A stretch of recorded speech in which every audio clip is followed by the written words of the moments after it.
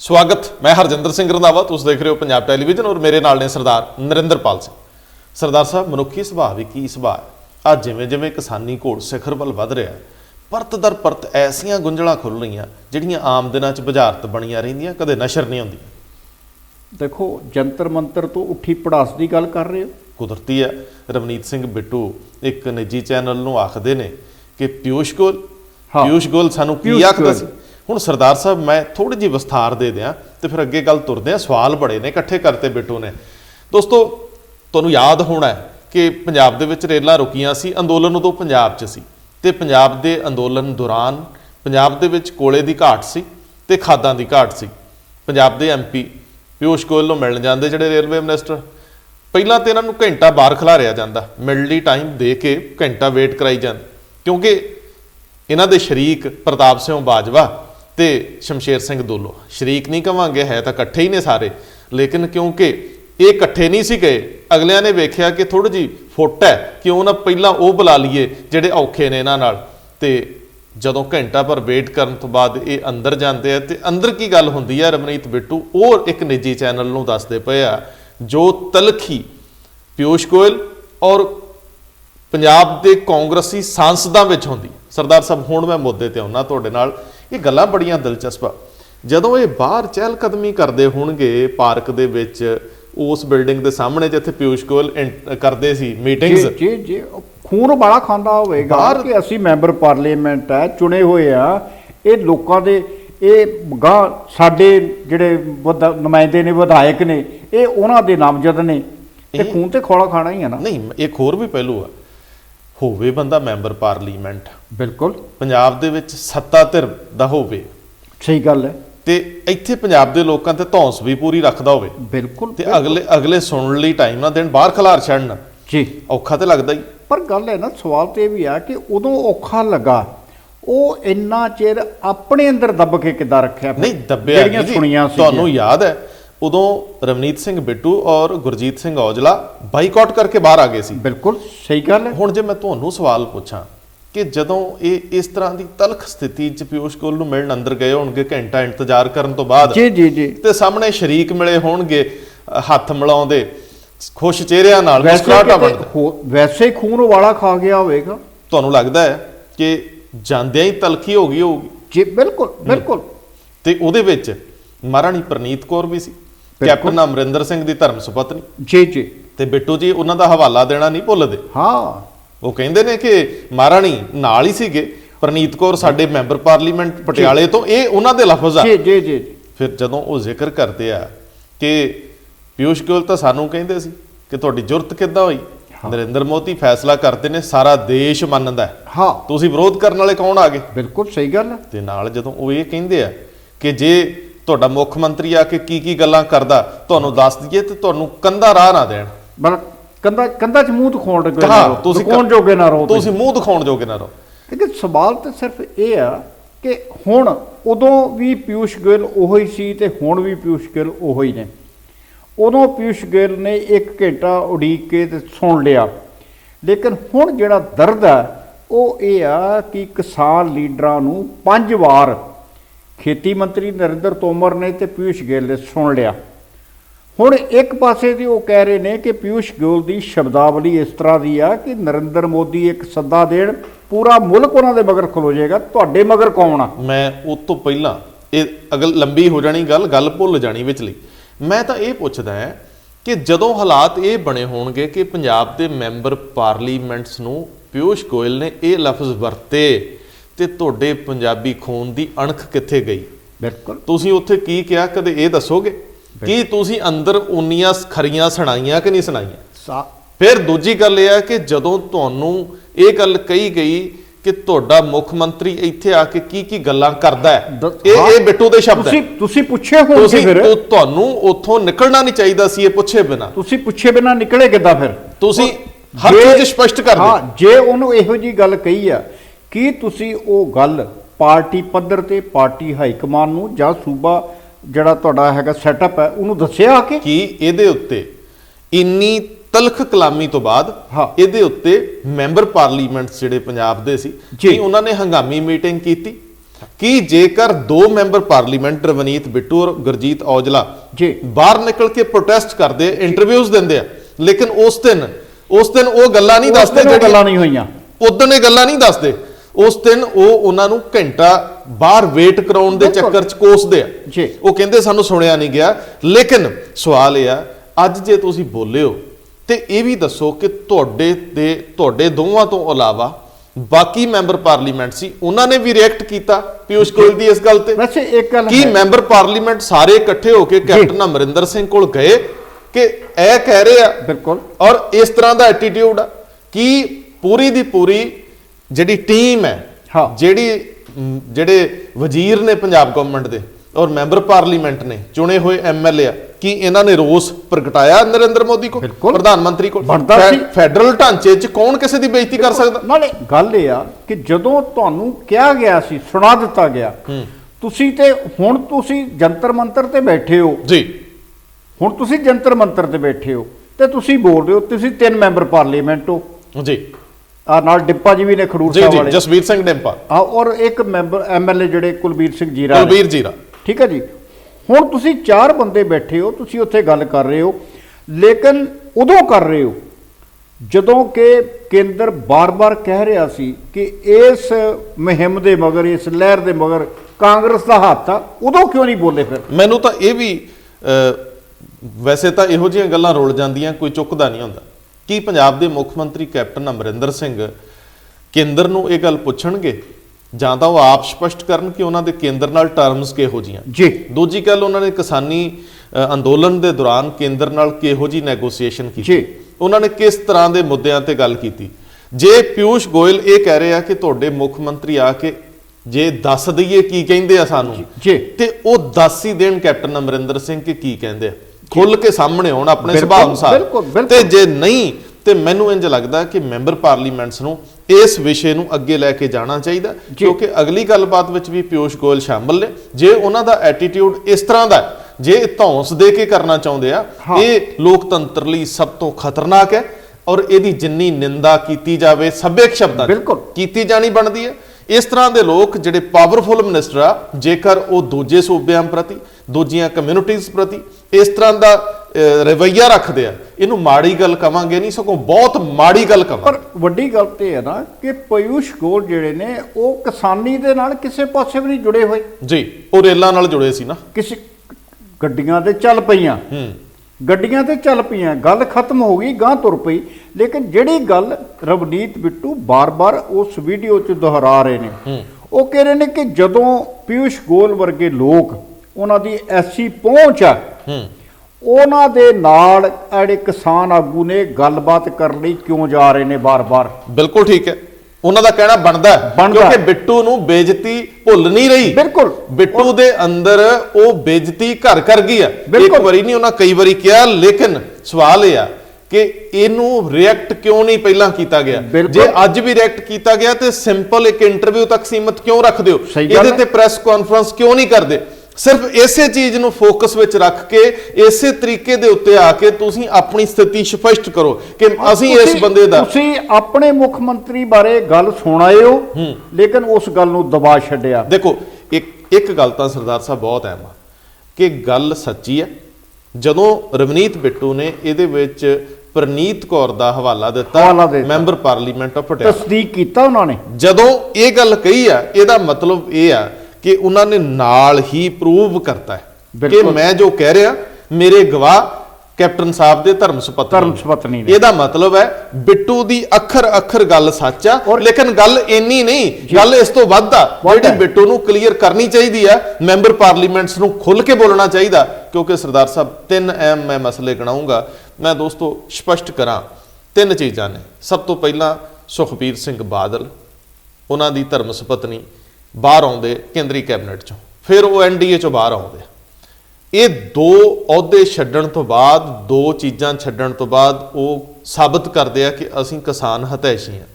ਲੇਕਿਨ ਕੇਂਦਰ ਇੱਕ ਦਸਤਾਵੇਜ਼ ਕੱਢ ਕੇ ਬਾਹਰ ਫੜਾ ਦਿੰਦਾ ਕਿ ਜਿਹੜੇ ਇਹ ਬਿੱਲ ਆਏ ਆ, ਇਹਨਾਂ ਦੀ ਪਿੱਠ ਭੂਮੀ 'ਚ ਜਿਹੜਾ ਵਰਕਿੰਗ ਗਰੁੱਪ ਸੀ ਇਹਨਾਂ ਨੂੰ ਤਿਆਰ ਕਰਨ ਵਾਲਾ, ਖਰੜੇ ਤੇ ਕੰਮ ਕਰਨ ਵਾਲਾ, ਉਹਦੇ ਵਿੱਚ ਪੰਜਾਬ ਦੇ ਮੁੱਖ ਮੰਤਰੀ ਪ੍ਰਕਾਸ਼ ਸਿੰਘ ਬਾਦਲ ਸੀ। ਬਿਲਕੁਲ, ਕੇਂਦਰ ਨੰਗਿਆਂ ਕਰਦਾ ਚੀਜ਼ਾਂ। ਸਹੀ ਗੱਲ। ਦੂਜੇ ਆਪ- ਬੰਨੇ ਆਪ ਆਪਣਾ ਉਹ ਆਪਣੇ ਆਪ ਨੂੰ ਦੁੱਧ ਧੋਤਾ ਸਾਬਤ ਕਰਨਾ ਚਾਹੁੰਦਾ ਹੈ। ਇਹ ਸਾੜ ਚ ਕਿ ਆਹ ਦੇਖੋ ਆਹ ਬੰਦਿਆਂ ਨੇ ਆਹ ਗੱਲ ਕੀਤੀ ਸੀ, ਅਸੀਂ ਤੇ ਇਹ ਡਾਕੂਮੈਂਟ ਲੈ ਕੇ ਅੱਗੇ ਤੁਰੇ ਹਾਂ। ਦੂਜੇ ਬੰਨੇ ਕੈਪਟਨ ਅਮਰਿੰਦਰ ਸਿੰਘ ਫਰਮ ਦਾ ਵੈਰੀ ਬਿਗਨਿੰਗ, ਬਹੁਤ ਪਹਿਲੇ ਤੋਂ ਜੀ। ਉਹ ਕੋਸ਼ਿਸ਼ ਕਰ ਰਹੇ ਸੀ ਕਿ ਮੈਂ ਕਿਸਾਨਾਂ ਦੇ ਨਾਲ ਆ। ਹਾਂ ਪੰਜਾਬ ਦੇ ਵਿੱਚ ਉਹ ਬਿੱਲਾਂ ਨੂੰ ਰੱਦ ਹੀ ਕਰਨ ਦੀ ਜੀ। ਰੱਦ ਨਾ ਵੀ ਕਰੋ, ਨਵੇਂ ਬਿੱਲ ਬਣਾਉਣ ਉਹਨਾਂ ਵਿਧਾਨ ਸਭਾ ਦੇ ਵਿੱਚ ਬਿੱਲ ਪਾਸ ਕੀਤਾ ਹੈ। ਕਰਤੇ। ਲੇਕਿਨ ਜਦੋਂ ਰਵਨੀਤ ਸਿੰਘ ਬਿੱਟੂ ਦੀ ਇਹ ਗੱਲ ਬਾਹਰ ਆ ਰਹੀ, ਮਤਲਬ ਕੈਪਟਨ ਅਮਰਿੰਦਰ ਸਿੰਘ ਪੂਰੀ ਤਰ੍ਹਾਂ ਕਿਸਾਨਾਂ ਦੇ ਨਾਲ ਖਲੋਤੇ ਹੋਣ ਦਾ ਪ੍ਰਭਾਵ ਦੇ ਰਹੇ ਸੀ ਜੀ। ਤੇ ਦੂਜੇ ਬੰਨੇ ਬਿੱਟੂ ਦੀ ਇਸ ਗੱਲ ਨਾਲ ਇਹ ਸਚਾਈ ਜਾਂ ਇਹ ਇੱਕ ਤਲਖੀ ਬਾਹਰ ਆ ਗਈ ਕਿ ਜਿਹੜਾ ਕੇਂਦਰ ਆ ਉਹ ਪੰਜਾਬ ਬਾਰੇ ਕੈਪਟਨ ਅਮਰਿੰਦਰ ਸਿੰਘ ਦੀ ਪਹੁੰਚ ਨੂੰ ਲੈ ਕੇ ਕਿਹੋ ਜਿਹਾ ਸੋਚਦਾ। ਹੁਣ ਤੀਜਾ ਮਸਲਾ ਹੈ, ਅਰਵਿੰਦ ਕੇਜਰੀਵਾਲ ਆਮ ਆਦਮੀ ਪਾਰਟੀ ਪੰਜਾਬ ਦੇ ਨਜ਼ਰੀਏ ਤੋਂ ਚਿਹਰਾ ਹੈ ਬਿਲਕੁਲ, ਔਰ ਉਹਦੇ ਕੋਲੋਂ ਬਿੱਲ ਜਿਹੜੇ ਆ ਉਹ ਲਾਗੂ ਹੋ ਗਿਆ ਇੱਕ ਬਿੱਲ। ਦੂਜੇ ਬੰਨੇ ਉਹਨਾਂ ਦਾ ਇੱਕ ਪੁਰਾਣਾ ਸਾਥੀ ਹੈ ਜਰਨੈਲ ਸਿੰਘ, ਜਿਹਨੇ ਕਦੇ ਚਿਤੰਬਰਮ ਵੱਲ ਜੁੱਤੀ ਸੁੱਟੀ ਸੀ ਜੀ। ਉਹ ਲੰਬੀ ਤੋਂ ਆ ਕੇ ਬਾਦਲ ਦੇ ਖਿਲਾਫ ਇਲੈਕਸ਼ਨ ਵੀ ਲੜਦਾ। ਪਿਛਲੀ ਵਾਰੀ ਉਹ ਐਮਐਲਏ ਸੀ ਆਮ ਆਦਮੀ ਪਾਰਟੀ ਦਾ। ਉਹ ਨੰਗੇ ਚਿੱਟੇ ਰੂਪ ਚ ਕਹੀ ਜਾਂਦਾ ਕਿ ਢੋਂਗ ਕਿਉਂ ਕਰਦੇ ਹੋ, ਤੁਸੀਂ ਤਾਂ ਬਿੱਲ ਲਾਗੂ ਕਰ ਚੁੱਕੇ ਹੋ ਇੱਥੇ। ਬਿਲਕੁਲ। ਸੋ ਮੇਰਾ ਕਹਿਣ ਦਾ ਮਤਲਬ ਹੈ ਕਿ ਸਾਰੀਆਂ ਪੋਲੀਟੀਕਲ ਪਾਰਟੀਆਂ ਜਿਹੜੀਆਂ ਪੰਜਾਬ ਦੇ ਦ੍ਰਿਸ਼ ਵਿੱਚ ਕਾਰਾਮਦ ਨੇ, ਕਾਰਜਸ਼ੀਲ ਨੇ, ਉਹਨਾਂ ਸਾਰਿਆਂ ਦੇ ਕਿਰਦਾਰ ਪ੍ਰਤੱਖ ਰੂਪ ਦੇ ਵਿੱਚ ਸਪਸ਼ਟ ਹੋ ਰਹੇ ਆ। ਬਿਲਕੁਲ ਠੀਕ ਹੈ ਜੀ। ਹੁਣ ਵੇਖਣਾ ਇਹ ਆ ਕਿ ਕਿਸਾਨੀ ਤੇ ਕਿਸਾਨੀ ਦੇ ਲੀਡਰ, ਕਿਸਾਨੀ ਦੇ ਲੀਡਰਸ ਨੂੰ ਇਹ ਸਮਝਿਆ ਜਾ ਰਿਹਾ ਕਿ ਲੀਡਰ ਤਾਂ ਸੀਗੇ ਛੋਟੇ ਲੈਵਲ ਦੇ, ਸਹੀ ਗੱਲ, ਜੋਸ਼ ਇੰਨਾ ਤੇ ਪੰਜਾਬ ਦੇ ਲੋਕਾਂ ਦਾ ਉਬਾਲ ਇੰਨਾ ਸੀ ਕਿ ਉਹ ਬਹੁਤ ਵੱਡੇ ਹੋ ਗਏ, ਕੱਦ ਸਾਡੇ ਤੋਂ ਵੱਡਾ ਹੋ ਗਿਆ। ਹੁਣ ਇਹ ਵੀ ਡਰ ਨੇ ਇਹ ਸਾਰੀਆਂ ਪਾਰਟੀਆਂ ਤੇ ਪਲੱਸ ਕਿਸਾਨੀ ਦੇ ਲੀਡਰ, ਜਦੋਂ ਇਹ ਮਰਹਲੇ ਪੜਾ ਦਰ ਪੜਾ ਮੰਜ਼ਲ ਤੱਕ ਜਾਣਗੇ, ਜਦੋਂ ਇਹ ਪੰਜਾਬ ਨੂੰ ਮੁੜ ਕੇ ਪੰਜਾਬ ਦੀ ਪੋਲਿਟਿਕਸ 'ਚ ਸਕਰੀਏ ਹੋਣਗੇ, ਕਾਰਜਸ਼ੀਲ ਹੋਣਗੇ, ਉਦੋਂ ਫਿਰ ਜਿਹੜੀਆਂ ਸਮੀਕਰਨਸ ਬਣਨੀਆਂ ਨੇ, ਜਿਹੜੇ ਸਮੀਕਰਨ ਰੰਗ ਸਰੂਪ ਲੈਣਗੇ, ਉਹਦੇ ਵਿੱਚ ਇਹੀ ਲੜਾਈਆਂ ਆਉਣਗੀਆਂ।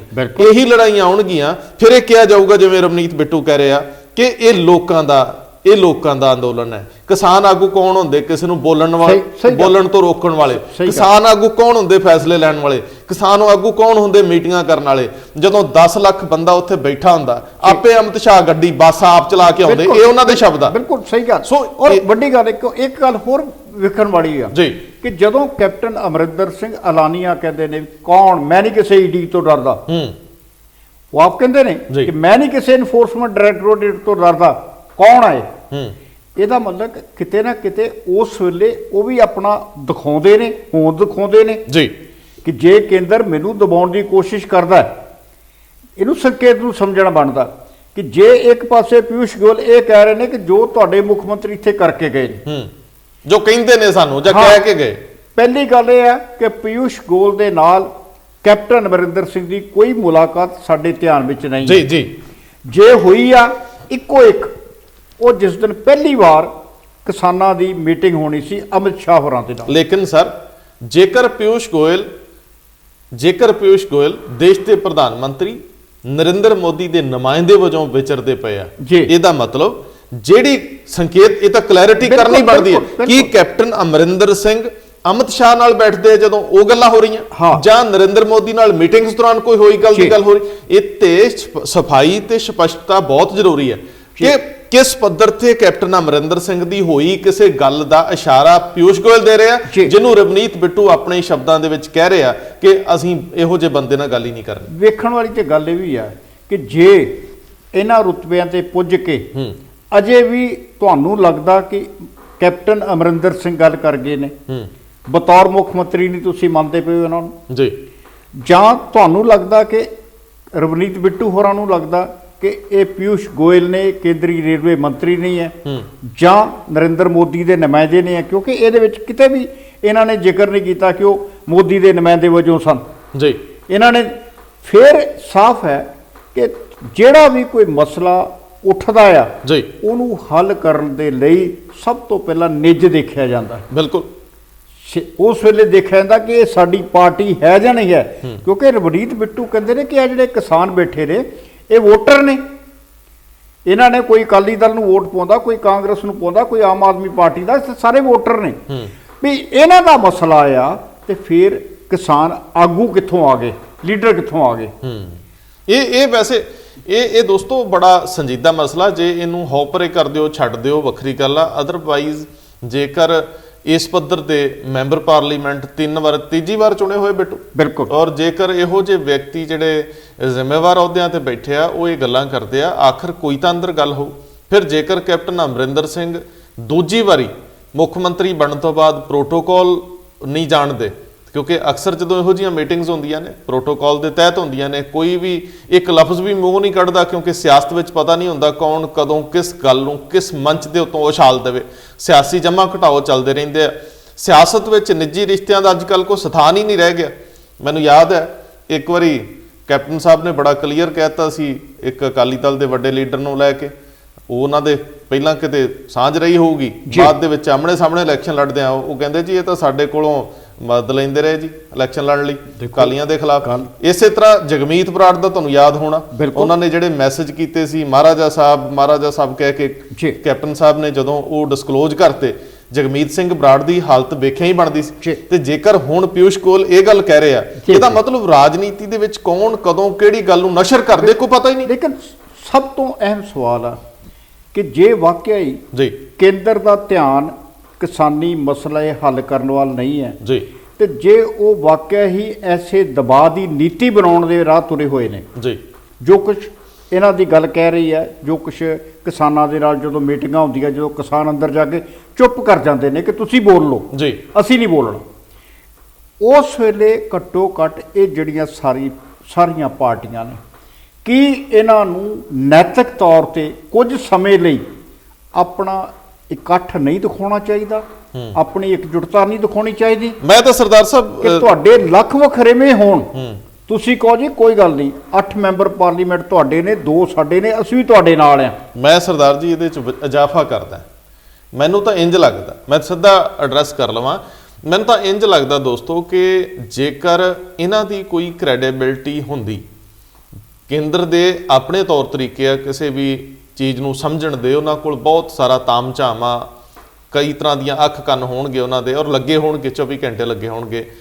ਜੇਕਰ ਬਾਦਲਕਿਆਂ ਦੀ ਜਿਵੇਂ ਕੈਪਟਨ ਔਰ ਉਹਨਾਂ ਦਾ ਸਾਰਾ ਤਾਮਝਾਮ ਹੈ, ਜਾਂ ਕੋਈ ਹੋਰ ਲੀਡਰਸ਼ਿਪ ਵੀ ਜੇ ਉਹ ਪ੍ਰਭਾਵਸ਼ਾਲੀ ਹੁੰਦੀ ਤੇ ਉਹ ਇਸ ਮੌਕੇ ਤੇ ਉਹਨੂੰ ਵਰਤਣਾ ਨਾ ਭੁੱਲਦੇ। ਬਿਲਕੁਲ, ਕੈਪਟਨ ਅਮਰਿੰਦਰ ਸਿੰਘ ਔਰ ਪ੍ਰਕਾਸ਼ ਸਿੰਘ ਬਾਦਲ ਔਰ ਉਹਨਾਂ ਦੇ ਸੁਖਬੀਰ ਸਿੰਘ ਬਾਦਲ ਪੁੱਤਰ ਜੀ, ਜਾਂ ਕੋਈ ਵੀ ਹੋਰ ਲੀਡਰ ਪੰਜਾਬ ਦੇ ਵਿੱਚ ਜੇਕਰ ਇਸ ਸਥਿਤੀ 'ਚ ਹੁੰਦਾ ਕਿ ਉਹ ਕਿਸਾਨੀ ਲੀਡਰਸ਼ਿਪ ਜਾਂ ਕਿਸਾਨੀ ਘੋਲ ਨੂੰ ਕਿਸੇ ਤਰੀਕੇ ਨਾਲ ਪ੍ਰਭਾਵਿਤ ਕਰ ਸਕਦਾ ਹੁੰਦਾ, ਤੇ ਇਹਨਾਂ ਨੂੰ ਜਾਣ ਦੀ ਲੋੜ ਨਹੀਂ ਸੀ। ਇਸ ਵੇਲੇ ਕੇਂਦਰ ਫਸਿਆ ਪਿਆ, ਉਹਨੇ ਇਹਨਾਂ ਨਾਲ ਗੱਲ ਇਹ ਚੈਨਲ ਚਲਾ ਲੈਣੇ ਸੀ। ਕੇਂਦਰ ਨੂੰ ਪਤਾ ਹੈ ਕਿ ਇਹ ਆਪਣੀ ਸਾਰਥਿਕਤਾ ਗਵਾ ਚੁੱਕਿਆ, ਇਹਨਾਂ ਦੀ ਹੁਣ ਕੋਈ ਵੱਟੀ ਦੀ ਨਹੀਂ। ਇਹ ਅੱਜ ਵੀ ਕਿਤੇ ਇੱਕ ਮੰਚ ਦੇ ਉੱਤੇ ਇਕੱਠੇ ਹੋ ਜਾਣ, ਇੱਕ ਪ੍ਰੈਸ ਕਾਨਫਰੰਸ ਇਕੱਠੀ ਕਰ ਲੈਣ, ਭੁੱਲ ਜਾਣ 2 ਮਿੰਟ ਲਈ ਕਿ ਅਸੀਂ ਸੁਖਬੀਰ ਦੇ ਵਿਰੋਧੀ ਆ, ਜਾਂ ਸੁਖਬੀਰ ਹੁਣੀ ਭੁੱਲ ਜਾਣ ਵੀ ਕੈਪਟਨ ਸਾਡਾ ਵਿਰੋਧੀ ਆ ਜੀ। ਇੱਕ ਵਾਰੀ ਇਹ ਇਕੱਠੇ ਹੋ ਜਾਣ ਕਿ ਨਹੀਂ ਅੱਜ ਅਸੀਂ ਕਿਸਾਨਾਂ ਲਈ ਆ, ਇੱਕ ਪ੍ਰੈਸ ਕਾਨਫਰੰਸ ਕਰਨ ਨਾਲ ਹਾਲਾਤ ਬਦਲ ਜਾਣਗੇ ਸਰ। ਫਿਰ ਦੇਖੋ, ਫਿਰ ਇਹ ਨਹੀਂ ਕਹਿਣਾ ਪਏਗਾ ਕਿ ਨਹੀਂ ਜੀ ਇਹ ਕਿਸਾਨਾਂ ਦਾ, ਤੁਸੀਂ ਕਿਸਾਨਾਂ ਦੇ ਬਣੋ ਤਾਂ ਸਹੀ। ਉਹ ਸਰਦਾਰ ਜੀ 2022 ਮਾਰੋ ਮਾਰ ਕਰਦੀ ਚੜੀ ਆਉਂਦੀ, ਤੁਹਾਨੂੰ ਲੱਗਦਾ ਇਹੋ ਜਿਹਾ ਰਿਸਕ ਕੋਈ ਲਊ? ਉਹ ਕੱਲ ਨੂੰ ਜਦੋਂ ਇੱਕ ਦੂਜੇ ਨੂੰ ਆਮਣਿਓ ਸਾਹਮਣੇ ਗਾਲਾਂ ਕੱਢਣੀਆਂ, ਭਾਵੇਂ ਸੱਭਿਅਕ ਸ਼ਬਦਾਂ 'ਚ ਹੀ ਸਹੀ, ਕਿਉਂਕਿ ਅੱਜ ਕੱਲ ਡੈਫਾਮੇਸ਼ਨ ਬੜਾ, ਇਹ ਅੱਜ ਦੇ ਦਿਨ ਕਿਤੇ ਇਕੱਠੇ ਹੋ ਸਕਦੇ, ਸੋਚੇ ਵੀ ਜਾ ਸਕਦੇ। ਅੱਜ ਤੇ ਅਸੀਂ ਹਰ ਦਿਨ ਦੂਜੇ ਦੀਆਂ ਕਮਜ਼ੋਰੀਆਂ ਲੱਭ ਕੇ ਉਹਨੂੰ ਭੰਡਣ ਦੇ ਆਰ 'ਚ ਹਰ ਦਿਨ ਸਾਡੇ ਕੋਲ ਉਹ ਕੋਈ ਨਾ ਕੋਈ ਤੌਰ ਤਰੀਕਾ ਚਾਹੀਦਾ ਜਿਹਦੇ ਨਾਲ ਅਸੀਂ ਜਿਹਦੇ ਸਾਹਮਣੇ ਇਲੈਕਸ਼ਨਾਂ ਲੜਨੀਆਂ ਉਹਨੂੰ ਨੀਵਾਂ ਵਿਖਾ ਸਕੀਏ। ਪਰ ਰੰਧਾਵਾ ਜੀ ਤੁਸੀਂ ਆਪ ਹੀ ਸਵਾਲ ਖੜਾ ਕਰ ਚੁੱਕੇ ਹੋ ਕਿ ਜਦੋਂ ਇਹ ਗੱਲ ਕਹੀ ਗਈ ਪਿਊਸ਼ ਗੋਇਲ ਵੱਲੋਂ ਰਵਨੀਤ ਬਿੱਟੂ ਹੋਰਾਂ ਨੂੰ, ਸਾਹ ਗੁਰਜੀਤ ਸਿੰਘ ਔਜਲਾ ਹੋਰਾਂ ਨੂੰ, ਔਰ ਉੱਥੇ ਮਹਾਰਾਣੀ ਪ੍ਰਨੀਤ ਕੌਰ ਹਾਜ਼ਰ ਸਨ ਜੀ, ਉਹ ਗੱਲ ਇੰਨਾ ਚਿਰ ਕਿਉਂ ਦੱਬੀ ਰਹੀ ਜੀ? ਹੁਣ ਹੀ ਕਿਉਂ ਦੱਬੀ ਬਾਹਰ ਆਈ ਜਦੋਂ ਜੰਤਰ ਮੰਤਰ ਦੇ ਉੱਤੇ ਆਪ ਨੂੰ ਲੇਟਣਾ ਪੈ ਗਿਆ? ਨਾ ਦੇਖੋ, ਸਮੇਂ ਦਾ ਉਬਾਲ ਹੁੰਦਾ ਹੈ, ਕਹਿੰਦੇ ਜਵਾਨੀ ਖੂਨ ਖੌਲਦੀ ਹੈ। ਬਿੱਟੂ ਭਾਵੇਂ ਕਿਸ ਵੀ ਜਗ੍ਹਾ ਤੇ ਬੈਠਿਆ, ਮੈਂਬਰ ਪਾਰਲੀਮੈਂਟ ਆ, ਹੈ ਤਾਂ ਪੰਜਾਬ ਨਾਲ ਸੰਬੰਧਿਤ, ਬਿਲਕੁਲ ਪੰਜਾਬੀਆਂ ਦੇ ਸੁਭਾਅ ਦਾ ਖਾਸਾ ਹੈ। ਜੀ ਜਦੋਂ ਉੱਭਣ ਲੱਗਦੇ ਆ ਫਿਰ ਆ ਤਾਂ ਨਹੀਂ ਵੇਖਦੇ, ਜੀ ਉਦੋਂ ਤੱਕ ਕੈਮਰਿਆਂ 'ਚ ਚੀਜ਼ਾਂ ਰਿਕਾਰਡ ਹੋ ਗਈਆਂ ਹੁੰਦੀਆਂ। ਸਹੀ ਗੱਲ ਹੈ। ਔਰ ਜਿਹੜੇ ਬਗਾਨੇ ਜਿਹੜੇ ਇਸੇ ਕੰਮ ਤੇ ਲੱਗੇ ਆ ਹਾਂ ਉਹਨਾਂ ਨੇ ਉਹਨੂੰ ਬਖਸ਼ਣਾ ਨਹੀਂ ਹੁੰਦਾ। ਸਹੀ ਗੱਲ। ਗੱਲ ਬੜੇ ਤਹੱਮਲ ਨਾਲ ਵੀ ਹੋ ਸਕਦੀ ਸੀ, ਲੇਕਿਨ ਜਿਵੇਂ ਬਿੱਟੂ ਨੇ ਕਹੀ ਆ, ਇਹ ਬਾਅਦ ਦੇ ਵਿੱਚ ਇੱਕ ਐਕਸਕਿਊਜ਼ ਲਈ ਕਾਫੀ ਆ ਜੀ। ਕਿ ਐਵੇਂ ਹੀ ਗੱਲ ਹੋ ਗਈ। ਨਾ ਲਹਿਜਾ ਸੁਣ ਨਹੀਂ ਇਹ ਕਹਿਣ ਲਈ ਜੀ ਲਹਿਜਾ ਇਸ ਤਰ੍ਹਾਂ ਦਾ ਦਿਖਾਇਆ ਕਿ ਕੱਲ ਨੂੰ ਜੇ ਕਿਤੇ ਕੈਪਟਨ ਸਾਹਿਬ ਦੇ ਸਾਹਮਣੇ ਜਾਂ ਕਿਸੇ ਹੋਰ ਜਗ੍ਹਾ ਤੇ ਯਾਰ ਉਹ ਤਾਂ ਐਵੇਂ ਕੈਮਰੇ ਦੇ ਸਾਹਮਣੇ ਬੋਲਿਆ ਗਿਆ, ਇਹ ਲਹਿਜਾ ਦਿਖਾਇਆ। ਅਦਰਵਾਈਜ਼ ਬਹੁਤ ਸੋਚ ਸਮਝ ਕੇ ਕੀਤੀ ਗਈ ਗੱਲ। ਇਹਦੇ ਰਾਜਨੀਤਿਕ ਅਰਥ ਨੇ, ਨਿਸ਼ਾਨੇ ਬੜੇ ਤਿੱਖੇ ਨੇ। ਨਿਸ਼ਾਨੇ ਸਾਧ ਪਿਊਸ਼ ਗੋਇਲ ਤੇ ਵੀ ਸਾਧਿਆ, ਕੈਪਟਨ ਅਮਰਿੰਦਰ ਸਿੰਘ ਨੇ ਵੀ ਸਾਧਿਆ। ਰਵਨੀਤ ਸਿੰਘ ਬਿੱਟੂ ਕੈਪਟਨ ਅਮਰਿੰਦਰ ਤੋਂ ਅਗਲੀ ਪੀੜ੍ਹੀ ਦੇ ਆਪਣੇ ਆਪ ਨੂੰ ਲੀਡਰ ਸਥਾਪਿਤ ਕਰਨ ਦੇ ਆਰਚ ਆ। ਬਿਲਕੁਲ ਉਹ ਬੇਅੰਤ ਸਿੰਘ ਦੇ ਪਰਿਵਾਰ ਚੋਂ ਆਉਣ ਕਰਕੇ ਇਹ ਦਾਅਵਾ ਕਰਦੇ ਨੇ ਕਿ ਸਾਡੀ ਇਹ ਵਿਰਾਸਤ ਆ, ਔਰ ਅਗਲੀ ਪੀੜ੍ਹੀ ਦੇ ਵਿੱਚੋਂ ਉਹ ਸਿਰ ਕਢਾਉਣਾ ਚਾਹੁੰਦੇ ਆ। ਸਿੱਧੂ, ਮਨਪ੍ਰੀਤ ਬਾਦਲ ਜਾਂ ਬਾਕੀਆਂ ਦੇ ਸਾਹਮਣੇ ਉਹ ਸਮਝਦੇ ਆ ਕਿ ਮੇਰਾ ਹੱਕ ਵੱਧਦਾ। ਸੋ ਉਹ ਕੈਪਟਨ ਅਮਰਿੰਦਰ ਸਿੰਘ ਨੂੰ ਕਟਹਿਰੇ 'ਚ ਵੀ ਖੜਾ ਕਰ ਗਿਆ, ਪਿਊਸ਼ ਗੋਇਲ ਨੂੰ ਵੀ ਕਰ ਗਿਆ, ਪੰਜਾਬ ਦਾ ਲੀਡਰ ਬਣਨ ਦੇ ਆਪਣੇ ਆਪ ਨੂੰ ਦਿਖਾ ਵੀ ਰਹੇ ਆ। ਲੇਕਿਨ ਫੈਸਲਾ ਲੋਕਾਂ ਦੇ ਹੱਥ ਹੁੰਦਾ। ਇੱਕ ਪਾਸੇ ਅਸਿੱਧੇ ਰੂਪ 'ਚ ਆਪਣੀ ਹਾਈ ਕਮਾਨ ਨੂੰ ਵੀ ਸੰਦੇਸ਼ ਦੇ ਗਏ ਆ ਵੀ ਗੱਲ ਅੰਦਰ ਕੁਝ ਹੋਰ ਹੋ ਰਹੀ ਜੀ। ਦੇਖੋ ਅੰਦਰ ਗੱਲ ਕੁਝ ਹੋਰ ਹੋਈ ਜੇ, ਇੱਧਰ ਕਿਸਾਨ ਲੀਡਰ ਜਿਹੜੇ ਨੇ ਉਹ ਤਾਕਤਵਰ ਹੋ ਗਏ ਜੇ। ਨਾ ਨਾ ਨਾ ਨਾ ਆਪਣੀ ਹਾਈ ਕਮਾਂਡ ਨੂੰ ਇਹ ਸਮਝਾ ਦਿੱਤਾ ਹੈ ਕਿ ਕੈਪਟਨ ਅਮਰਿੰਦਰ ਸਿੰਘ ਪੂਰੀ ਤਰ੍ਹਾਂ ਬਿਲਕੁਲ ਬੀਜੇਪੀ ਨਾਲ ਟਕਰਾਅ 'ਚ ਨਹੀਂ ਜੇ, ਟਕਰਾਅ ਅੰਦਰ ਗੱਲਾਂ ਹੋਰ ਜੇ, ਟਕਰਾਅ 'ਚ ਨਹੀਂ ਜੇ, ਤੇ ਮੈਂ ਹੈਗਾ ਜੇ, ਮੈਂ ਹੈਗਾ। ਠੀਕ ਹੈ ਜੀ। ਲੇਕਿਨ ਮੈਨੂੰ ਇਹ ਵੀ ਫਿਕਰ ਹੈ ਕਿ ਜਿਹੜੇ ਆ ਕਿਸਾਨਾਂ ਦੇ ਉੱਤੇ ਆਗੂ ਆ ਗਏ ਨੇ, ਇਹ ਕਿਤੇ ਪੰਜਾਬ ਦੇ ਸਾਨੂੰ ਖਰਾਬ ਨਾ ਕਰਨ। ਲੇਕਿਨ ਇਹਨਾਂ ਨਾਲ ਵੀ ਲੜਨਾ ਪੈਣਾ। ਉਹਨਾਂ ਨੇ ਐਟੀਟਿਊਡ ਦਿਖਾਤਾ ਹੈ ਕਿ ਪੰਜਾਬ ਦੇ ਵਿੱਚ ਸਿਆਸੀ ਲੜਾਈ ਇਹਨਾਂ ਆਗੂਆਂ ਨਾਲ ਵੀ ਲੜਨੀ ਪੈ ਸਕਦੀ। ਬਿਲਕੁਲ। ਸੋ ਇਹ ਅਗਲੇ ਦਿਨਾਂ 'ਚ ਮੈਨੂੰ ਲੱਗਦਾ ਤਿੱਖਾ ਤੇ ਤਲਖ ਰੰਗ ਫੜੂ ਇਹ ਗੱਲਬਾਤ। ਬਹੁਤ ਮਿਹਰਬਾਨੀ, ਬਹੁਤ ਧੰਨਵਾਦ।